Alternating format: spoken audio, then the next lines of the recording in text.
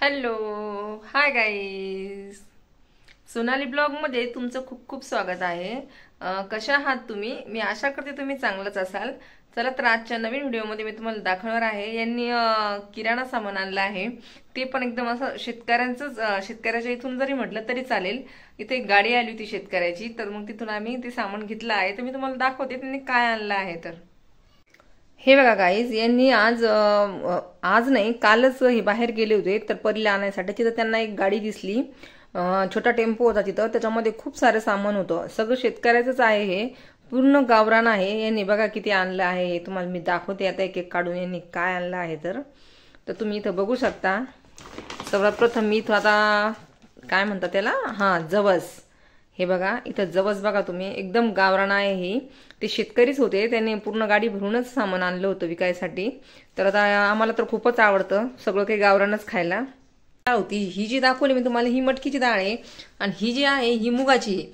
तर आपण जे मूग म्हणतो ना, मुगाचं मेदगं वगैरे करतो आपण बघा त्याला पातळ, त्याची जी आहे त्याची डाळ आहे. ही अशी हिरवी नसते का ती मूग, त्याची डाळ आहे. हे बघा किती छान आहे. ही पण खूपच स्वच्छ आहे, पूर्ण साफसुथरं केलेली, एकदम गावरान आहे, एकदम बारीक अशी. त्यानंतर अजून याच्यामध्ये याला काय म्हणतात, उडीद. हे बघा हा अख्खा उडीद आहे. हा पण शेतकऱ्याकडूनच घेतला आहे, म्हणजे सगळंच माल शेतकऱ्याकडून घेतलेला आहे जवळपास. हे बघा याला अख्खा उडीद जो म्हणतो ना आपण, ते हा जो उडीद आहे हा पण स्वच्छच आहे, पण तरी पण त्याला निवडावं लागेल. थोडीशी घाण दिसते याच्यामध्ये. आता शिवाय ती शेतकऱ्याचा माल असल्यामुळे त्याच्यामध्ये घाण असतीच, त्याच्यात काही विषय नाही आहे. हे बघा हा पण उडीद आहे. आणि त्यानंतर पुन्हा ही बघा ही तीळ, ही पण गावरानच तीळ आहे. हे बघा इथं तुम्हाला दाखवते. हे बघा ही पण गावरान तीळ आहे. याच्यामध्ये बघा ही जी तीळ आहे आपण जी दुकानातून आणतो ती पूर्ण अशी व्हाईट व्हाईट असती, तर ती गावरान नसती. तर ही जी आहे ही याच्यावरून लगेच ओळखायला येत आहे. ही थोडीशी अशी लालसर आहे, थोडंफार काळं पण आहे म्हणा याच्यामध्ये, पण ही गावरान आहे, लगेच कळतीये. हे बघा तुम्ही इथं बघू शकता. ही जी तीळ आहे ही गावरानच आहे. आणि आम्ही तीळ जी आहे ही पण आम्ही जास्तच खातो, याची पण चटणी बनवतो. आणि मसाल्याच्या भाजी वगैरे पण आम्ही तीळच टाकतो, तर त्यामुळे आम्हाला तीळ खूप लागते. किंवा सोपमध्ये मी भाजून ते पण ओवा सोप ते सगळंच हे जॉईंटसाठी खूप चांगलं आहे. तर मग तीळ आम्ही पण जास्तच आणतो. तर मला वाटतं तीळ पण 1 किलो आहे वाटतं. त्यानंतर इथे बघा तुम्ही आता ओवा. आता हा बघा ओवा. त्या गाडीमध्ये तर ओवा असं आम्ही जास्त वापरत नाही, पण असं कधी पोट वगैरे दुखायला लागलं किंवा म्हणजे चांगलाच असतो ओवा खाणं. आपण भजी वगैरे बनवली किंवा काही बनवलं तर ओवा टाकतोच आपण. बट्टी बनवली त्यासाठी यांनी ओवा पण अर्धा किलो आणलेला आहे इथं. आणि तो पिंप बघा एकदम गावरान आहे, पण त्याच्यामध्ये खूपच अशी रेती दिसती मला, कारण ओव्यामध्ये राहतीच, कारण ते ऑलरेडी ते बारीकच असती आणि त्याच्यामध्ये माती तर निघतीच. मला आता खूपच घाण वाटते. आता ही पण याला साफ करावं लागेल, खूप वेळ लागेल आता याला साफ करायला. हा ओवा आहे. त्यानंतर तुम्हाला इथे पुन्हा दाखवते मी, इथं मूग डाळ.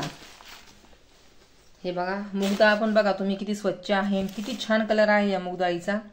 एकदम गावरान आहे, एकदम बारीक आहे आणि एकदम असं घाण नाही काय नाही, एकदम साफसुथरं आहे ही मूग डाळ पण.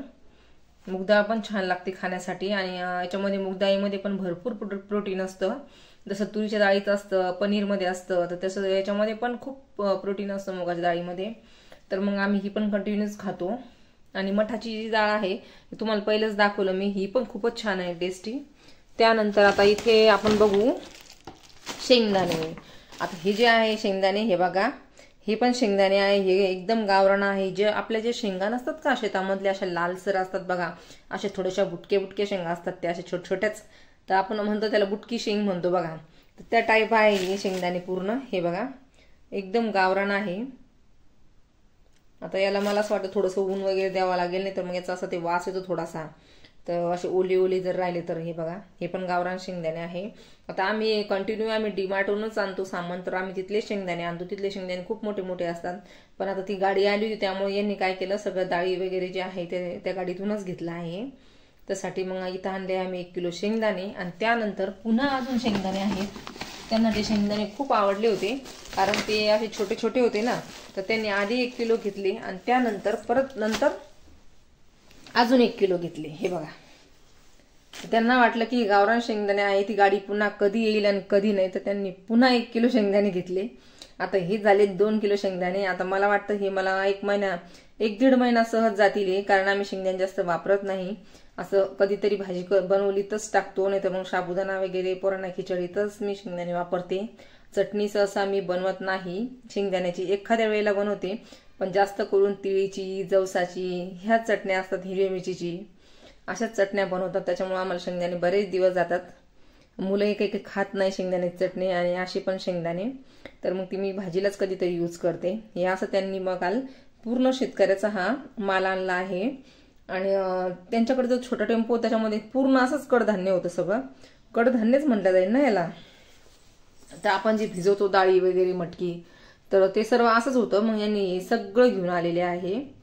आणि त्याचबरोबर त्यांनी अजून मला असं वाटतं आणखीन काय आणलंय, ते तांदूळ जे आहे ते पण आणलेले आहेत. ते जे राशनचे तांदूळ असतात ना, ते पण सोबत घेऊन आले आहेत. ते पण असं याच्यामधलंच असतं. आपण जे दुकानातले तांदूळ आणतो त्याला पॉलिश असते, तर मग आम्हाला राशन तांदूळ खूप आवडतात, मग ते पण आणले आहे. आपण ते इडली वगैरे बनवतो ना त्यासाठी. तर चला तर तुम्हाला मी ते पण दाखवते आता. हे बघा, इथे हे जे राशनचे तांदूळ आहे ते पण यांनी आणले आहे. हे जे आहे ना ते राशनच्या दुकानातच मिळतात, पण आमचं जे आहे ते राशनच्या गावाकडे मिळतं, त्यामुळे इथे माझ्या आईला राशन येतं, तर त्यांना बरंचसं येतं, तर मग त्यामुळे ते तांदूळ जे आहे ते माझ्या आईकडूनच आणले आहेत. हे बघा, याचा भात पण खूप छान होतो आणि याची इडली वगैरे डोसा पण खूपच छान होतो.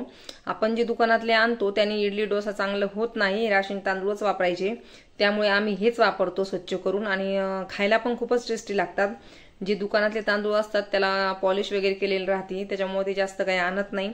तसं ते आणतात, कोलम वगैरेच आणतो आम्ही, आणि त्यानंतर बिर्याणीसाठी वेगळे असतात रेहान नावाचे. तर त्याच्या व्यतिरिक्त पण आम्ही राशन तांदूळ आणतो. हे बघा, आणि ते पण आईचे कार्डवर मिळतात, तर मग आम्ही आईकडूनच घेतो. हे बघा किती छान आहेत हे पण. याचा भात पण इतका सुंदर होतो ना की बस.